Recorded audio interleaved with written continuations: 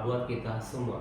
Perkenalkan, nama saya Supriyadi Sekian, SE MSI, dengan nomor induk dosen nasional 01 13 07 91 02. Saat ini saya mengajar di Prodi S1 Manajemen di Sekolah Tinggi Ilmu Ekonomi Profesional Manajemen College Indonesia. Pada kesempatan kali ini, saya akan menyampaikan pernyataan diri dosen dalam unjuk kerja Tridharma Perguruan Tinggi atau disingkat dengan PDD UKTPT. Bidang pengajaran pada salah satu mata kuliah yang saya ampu yaitu Manajemen Sumber Daya Manusia dengan kode mata kuliah MKWI 1305. Adapun penjelasan dari topik saya hari ini dengan pendekatan DIA. Yang pertama, D atau delivery. Delivery ini adalah cara yang digunakan untuk menyampaikan pembelajaran mata kuliah kepada mahasiswa-mahasiswi dengan menjelaskan apa yang dibawakan pada materi pada mata kuliah ini. Yang kedua, I, interaction.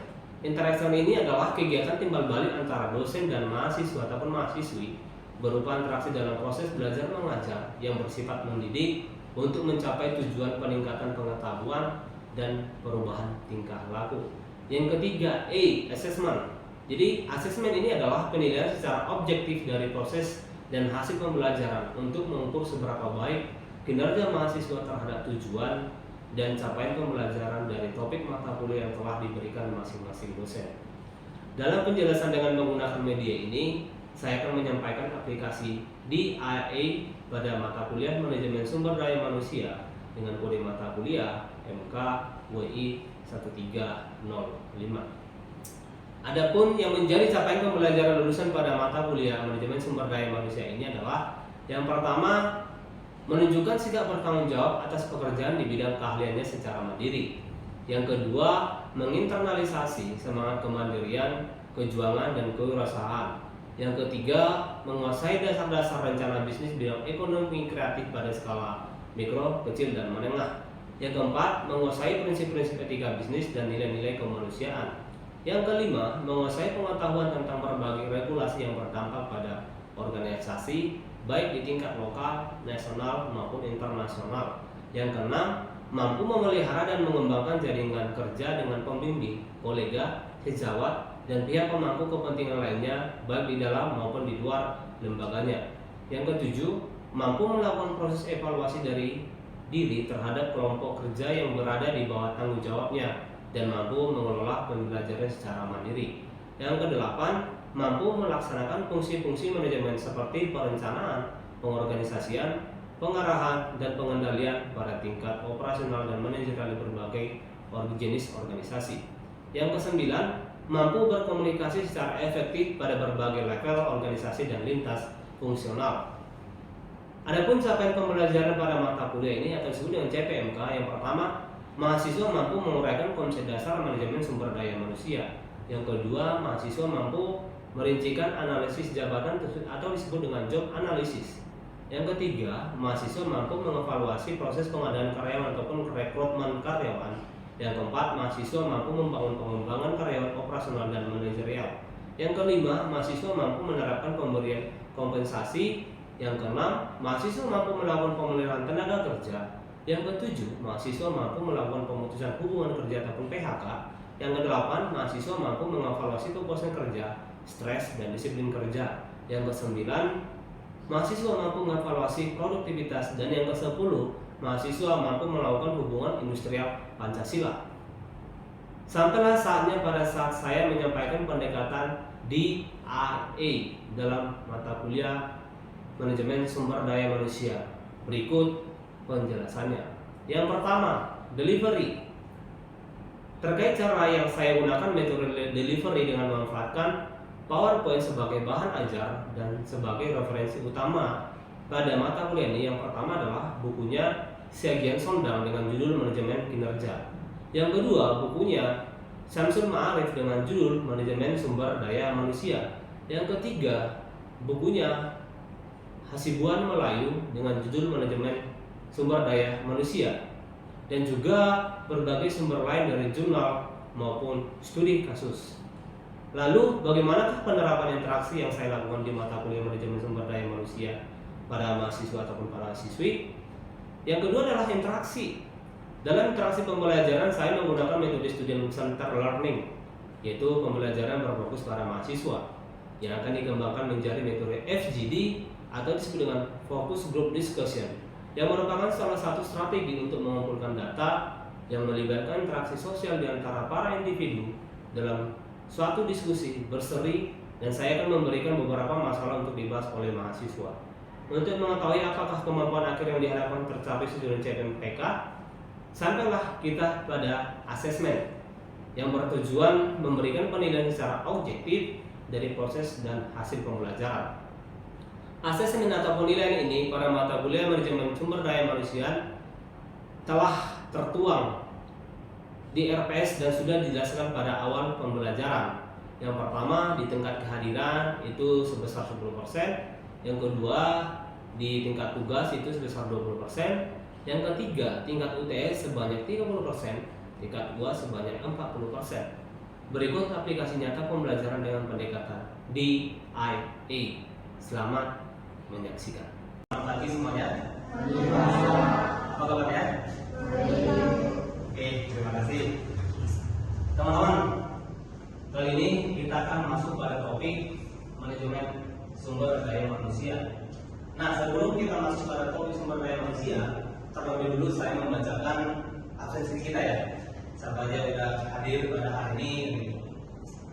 Oke, saya akan absen dulu. Yang pertama, Albert. Antoni. Cecilia. Gigi. Francisca. Jenny. Josephine. Steven. Supriyanto. Vincent. Surilani. Larissa. Oke, pernyataannya semua ya. Baik, teman-teman, topik kita hari ini berbicara tentang manajemen sumber daya manusia. Sebelumnya teman-teman juga asing lagi dengan manajemen sumber daya manusia, betul? Mungkin teman-teman sudah pernah mendengar apa yang dimaksud dengan SDM. Nah, di dalam sebuah organisasi, SDM itu sangat penting, betul? Mengapa SDM itu penting buat organisasi? Nah, dikatakan mengapa penting SDM itu bagi organisasi, yang pertama itu organisasi itu sebagai daya penggerak organisasi. SDM itu adalah aset bagi sebuah perusahaan atau organisasi. Makanya dapat dikatakan bahwa SDM itu penggerak dalam sebuah organisasi. Nah, yang kedua, pembinaan terpadu. Nah, di dalam sebuah organisasi, SDM itu bukan hanya untuk sebagai pekerja, tapi dibina bagaimana meningkatkan karir dia. Makanya dikatakan bahwa SDM itu penting pada pembinaan terpadu. Yang ketiga adalah SDM itu penting pada manfaat yang seimbang. Artinya ini teman-teman, antara perusahaan dengan karyawan itu harus seimbang. Ada feedback yang diberikan perusahaan kepada karyawan diberikan ke pengusaha. Nah, yang keempat, kenapa SDM itu penting? Yang keempat adalah sebagai komitmen pemimpin. Nah, teman-teman sebagai seorang pemimpin artinya seorang leader, teman-teman harus memiliki namanya komitmen. Dan dia dalam hidup kita ini. Jadi hidup kita ini harus memiliki komitmen dalam meningkatkan kualitas dan menciptakan peluang dalam melakukan keberhasilan kerja. Itulah kenapa SDM itu penting bagi sebuah organisasi ataupun sebuah perusahaan. Nah, berbicara tentang SDM, pasti ada namanya pengertian daripada SDM. Nah, apa yang dimaksud dengan SDM? Intinya sumber daya manusia ini adalah aset dalam sebuah organisasi ataupun aset dalam sebuah perusahaan. Tujuannya buat apa? Tujuan SDM ini adalah untuk mencapai tujuan daripada organisasi ataupun perusahaan. Nah, itulah kenapa seberapa penting SDM ini bagi sebuah perusahaan. Nah, ternyata di dalam sebuah SDM itu ada namanya pendekatan, yaitu pendekatan dalam manajemen personalia. Di sini ada 3 jenis dalam pendekatan manajemen ataupun pendekatan dalam manajemen personalia. Yang pertama adalah pendekatan mekanis, yang kedua pendekatan paternalisme, yang ketiga pendekatan sistem sosial. Yang ketiga ini adalah yang penting dalam bagaimana personalia mendekatkan diri terhadap karyawannya. Yang pertama, apa sih yang dimaksud dengan pendekatan mekanis? Nah, di dalam mekanis ini tenaga kerja dianggap sebagai komoditas yang harus dimanfaatkan semaksimal mungkin, seringkali mengabaikan aspek kemanusiaan. Teman-teman sebagai seorang leader, jangan terlalu melakukan pendekatan mekanis di sini dipakai dalam sebuah organisasi. Nah, di sini kenapa saya katakan seperti itu? Karena hanya memantau sebagai tenaga karyawan lagi, tanpa memperhatikan perbedaan antara karyawan dengan perusahaan dengan karyawan. Nah, yang kedua adalah pendekatan paternalisme. Nah, di sini dikatakan dalam paternalisme ini adalah manajemen bertindak sebagai ayah yang melindungi karyawan. Manajemen bertindak sebagai ayah yang melindungi karyawan. Namun keputusan tetap di tangan manajemen tanpa partisipasi karyawan. Memang betul, yang namanya puncak hierarki ini harus mengayomi yang namanya karyawannya. Akan tetapi ada kekurangan daripada paternalisme ini, teman-teman. Keputusan tetap di puncak hierarki. Apa yang dibilang oleh puncak hierarki atau apa yang dibilang oleh atasan, tetap kita harus ikut gitu. Nah, yang ketiga adalah pendekatan sistem sosial. Nah, jadi ada hubungan, pendekatan antara hubungan gitu. Bergantung pada hubungan antara karyawan dengan perusahaan dan karyawan dengan karyawan gitu. Nah, sebenarnya dalam pendekatan sistem sosial ini merupakan tanggung jawab yang saling memiliki hubungan ketergantungan gitu. Artinya kita memiliki hubungan yang erat dalam sebuah perusahaan. Nah, jadi pertanyaannya teman-teman, ketika teman-teman seorang leader, seorang pemimpin, teman-teman pakai pendekatan apa nanti kan gitu? Itu terserah teman-teman gitu.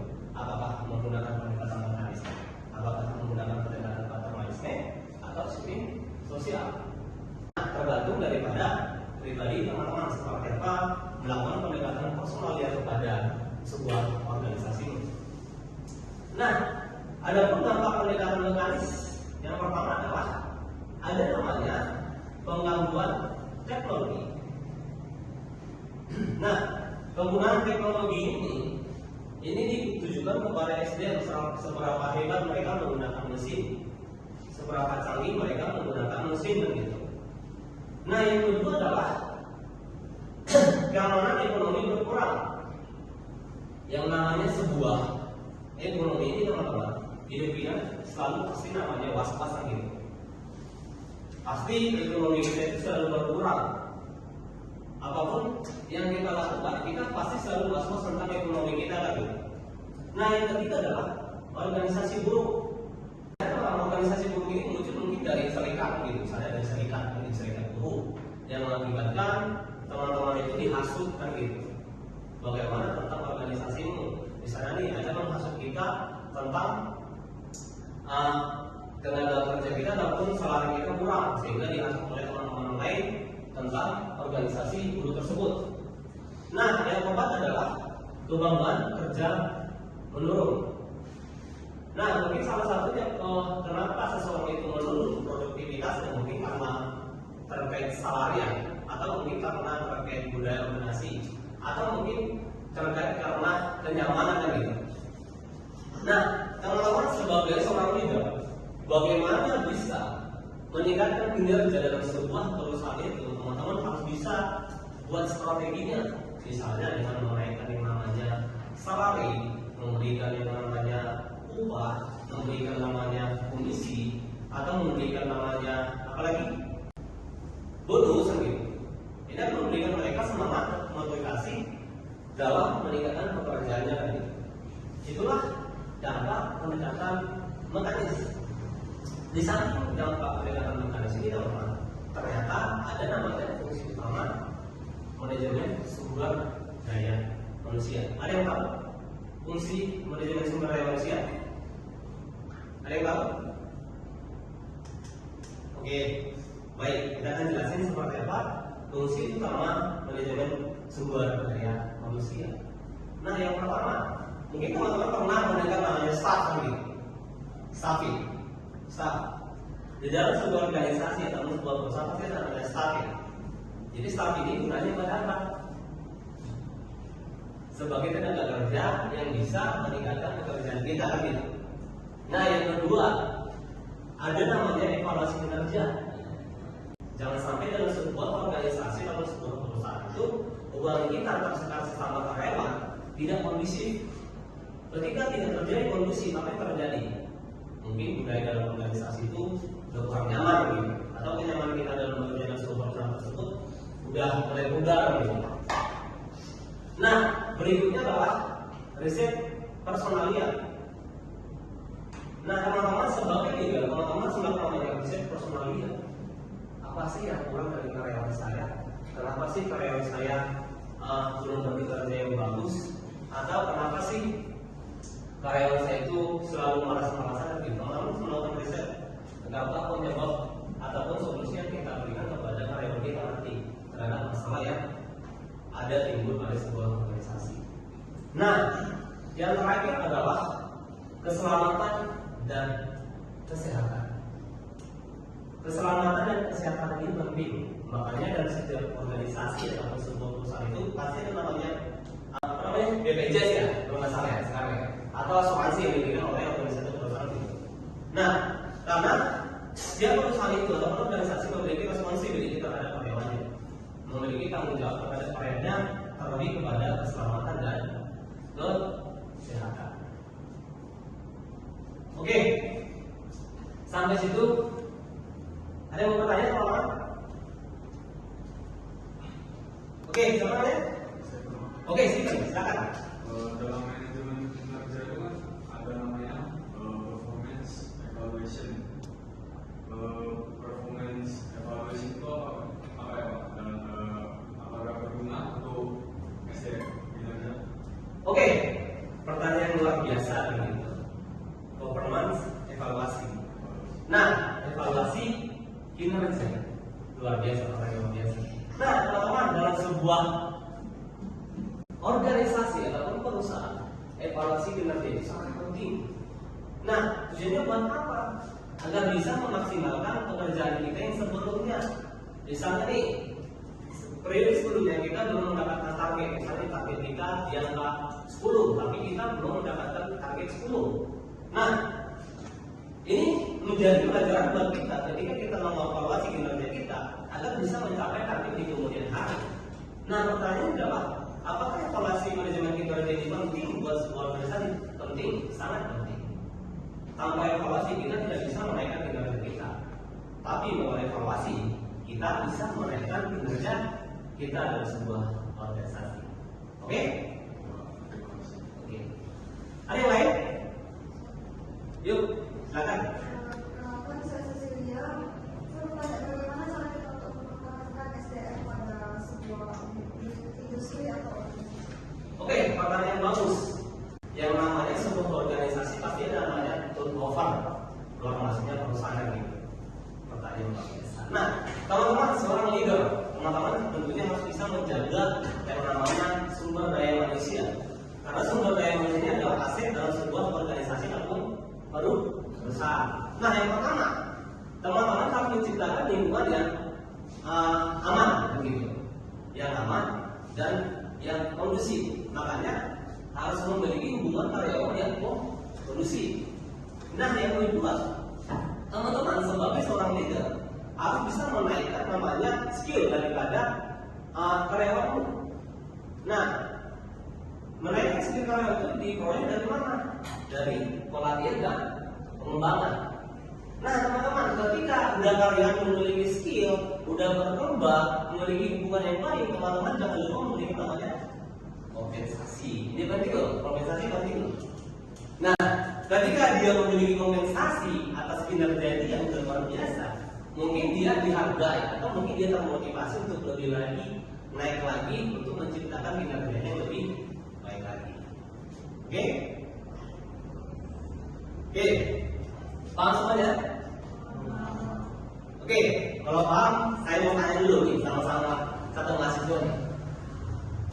Oke, saya bacakan dulu ya. Antawi. Paham tentang SDM? Oke, ini pertanyaan dasar nih. Mungkin udah semua kita mengerti, udah semua kita udah tahu nih. Menurut Anton ini, seberapa pentingkah SDM itu buat sebuah organisasi atau sebuah perusahaan? Bagi organisasi maupun perusahaan, SDM ini satu hal yang sangat penting karena SDM merupakan penggerak utama perjalanannya suatu organisasi maupun perusahaan. Walaupun perusahaan sekarang bisa dibilang sudah mulai banyak teknologi dan mesin, namun penggerak utama dari teknologi tersebut tentunya adalah SDM itu sendiri. Dari SDM juga bisa memberikan banyak ide dan inovatif sehingga bisa memberikan perkembangan bagi perusahaan dan organisasi itu sendiri. Oke, tepuk tangan bentar Pak Andi. Oke, saya rasa teman-teman udah mengerti ya tentang SDM ya. Luar biasa, teman-teman. Saran saya sih kepada teman-teman, menjadi seorang leader jangan sampai lupa memperhatikan SDM ya teman-teman. Teman-teman harus bisa memberikan sesuatu yang baik buat SDM, buat karyawanmu, karena karyawan merupakan aset buat kita semua dalam mencapai tujuan organisasi. Oke, terima kasih. Sekian dari saya teman-teman. Untuk minggu depan kita akan lanjutkan dengan topik manajemen kinerja. Kalau tidak ada lagi pertanyaan, saya akhiri pertemuan kita pada pagi hari ini. Selamat pagi semuanya. Demikianlah pernyataan diri dosen dalam unjuk kerja Tridharma Perguruan Tinggi atau disingkat dengan PDDUKTPT bidang pengajaran saya mata kuliah manajemen sumber daya manusia. Akhir kata saya ucapkan terima kasih.